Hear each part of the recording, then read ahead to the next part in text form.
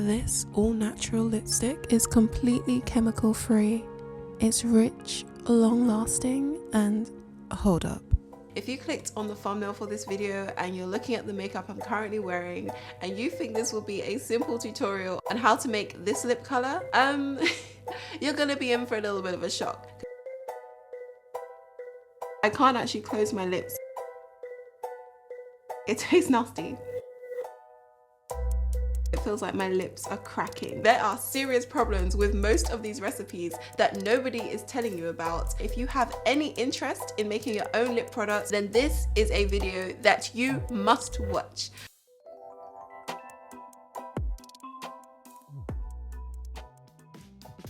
Hi guys, I'm Elise and welcome to Whole Foods, Whole You, WholeElise. Grab a cup of tea, get some snacks, preferably from one of my healthy snacks videos. Anyway, just get comfortable because there is a lot to cover in this DIY try or buy it. So with that said, let's just get straight into the video. The first thing I'm going to cover is assembly. The biggest factor in terms of how difficult it's going to be for you to assemble this is whether or not you want to make your natural dye from scratch or if you're going to use something like a powder. Now, because I'm very thorough and apparently I had a lot of time on my hands, I did both methods. With my first attempt, I decided to oil dried hibiscus flowers and extract the color from that.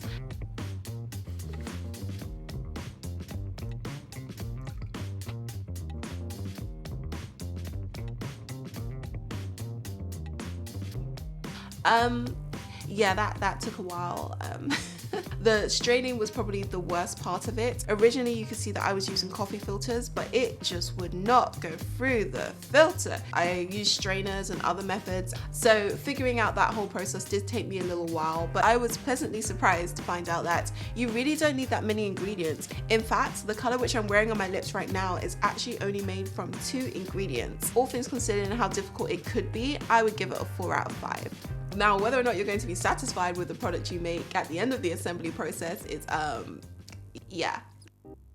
So next up we have application. Looking back at my bentonite clay deodorant DIY try or buy, I thought that that was pretty bad.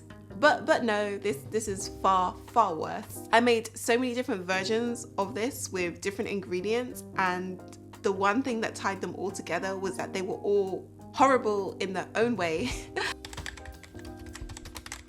The raw pigment by itself, that was just unpleasant to apply to my lips. This is just the hibiscus dye, just reduced down so it's very thick. I think out of all the attempts, this one has the strongest pigment, so I have the highest hopes for this one. It's a little bit streaky. Oh, okay, I can't actually close my lips because it's almost like I've applied glue to my lips. I'm going to try applying a second coat with my fingers and seeing if that could even it out a little bit. Sticky, and I don't know why it's this shiny. It is not pleasant by itself.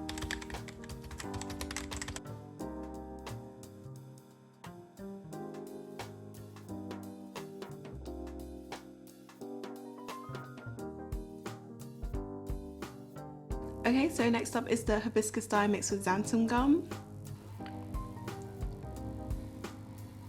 Ooh, okay. It has a kind of jam texture. I'll leave it at that.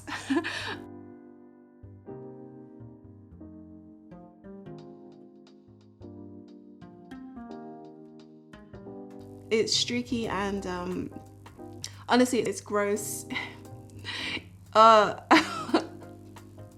When I smile, it feels like my lips are cracking. It's just wrong.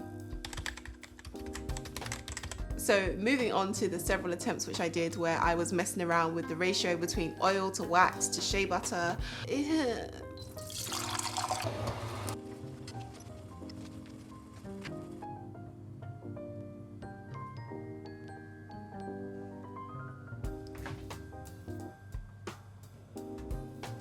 This is the dye mixed with the wax, and you can see that it's completely separated. There's like a layer of the shea butter and the oil mixture on top, and then the pigment is underneath. So they effectively haven't mixed at all. I'll try a little bit.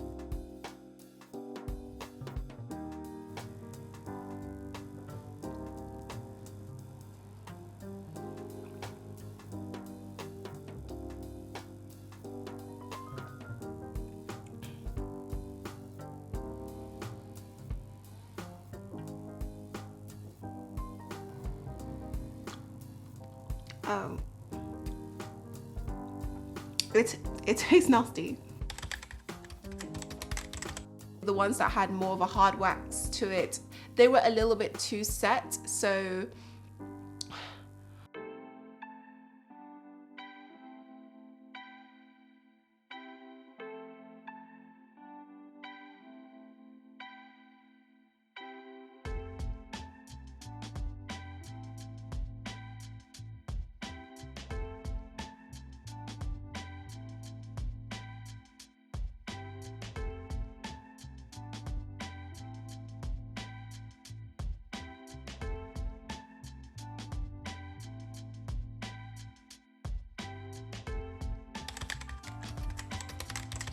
I'd say the only one that actually stood a chance at actually being effective was the one I kind of made up on the fly, which was the Cocoa Lip product.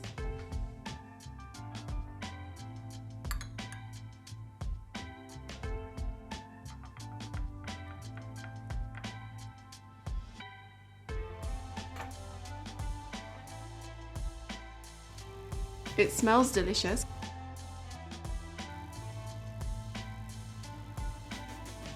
I think it's a really nice natural lip color, but it does take a lot of effort to get this color out of that mixture. Even though it looks really pigmented, when I used my finger, it was a very sheer covering, so I actually did have to use a lip brush and just kind of really dig in there to get any sort of pigment out of this. But once you do, it does feel amazing on your lips. That one was actually really nice. Surprisingly, that worked pretty well.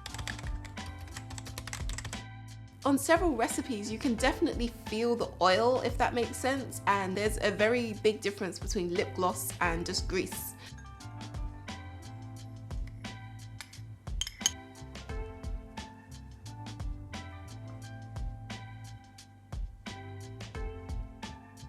This is beet powder, shea butter, wax, and jojoba oil.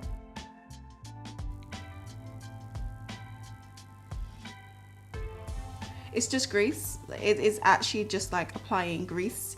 It looks like it's set, and then you start to put your finger in there, and it kind of like your body temperature kind of melts the oil, and it's just grease. Not only that, but you can feel the little grains of the beet powder. It's not fine enough, so it's a greasy, gritty mess on my lips, and I just want to take it off right now. They weren't inherently very stable, so because I had mixed things like powders with oils and butters, they do begin to separate very quickly, even though they should, and everyone acts like they stay well combined. Your body temperature is enough to separate the elements when you start applying it to your lips. So you'll notice that if you kept it in the fridge, when you take it out and you put a little bit on, you kind of get the oil first before you get the pigment. And that, again, very unpleasant. Application for me gets a 1 out of 5. For this particular DIY, I actually didn't really have to buy too much, except for one particular ingredient when it comes to cost. The thing that I will not forgive is the beetroot powder. It was just under £9, but I was prepared to pay that as long as it worked, because so many tutorials say that it does. And we now know that it produces a gritty, unpleasant mess. So I don't know what I'm gonna do with that. I think a lot of people just use it as like a supplement for food and like putting in smoothies and whatever. So, you know, I guess I could do that with it. I want lipstick, but okay, I'll have a smoothie. I would give cost a 3 out of 5. And for those of you waiting for the full DIY product drag, finally we have overall effectiveness. I feel like we've gone through a whole journey to get to this particular point where I tell you that most DIY lipstick lip stain tutorials are trash. They just don't work. Like, I tried so many different ways. I probably have about 9 different slightly altered recipes that I have tried. At this point, it really seems like all of these are just asking me to choose from incredibly dry, sticky, or greasy. I mean, and I just don't think that that is acceptable. I'm actually surprised at just how much color I managed to get out of the flowers, and it's a very strong lip pigment, and that is quite nice. In fact, it looks very similar to a color that I already own, which does, you know, begs to reason, why did I spend a week making something I already own? So thank you so much for watching this DIY, try it or buy it. I appreciate that in terms of the end results, you know, we didn't really get where we wanted to be. That's what makes the DIY, try it or buy it series so fun. They're not just DIYs which I know work, they're actually things that are outside of my comfort zone that hopefully have the potential to be really great and also have a potential quite clearly to be a complete disaster. If you appreciate the struggle that I went through to bring this video to you, please do give it a big thumbs up. Stay with me on this one. I will be working behind the scenes, creating my own tinted lip balm, lipstick, lip stain DIY that I can share with you guys. When I say it works, it actually works. So definitely subscribe to my channel and stay tuned for that. You'll find more DIYs and beauty hacks and healthy recipes. Thanks so much for watching. Why don't you check out a few of my other DIYs that actually work?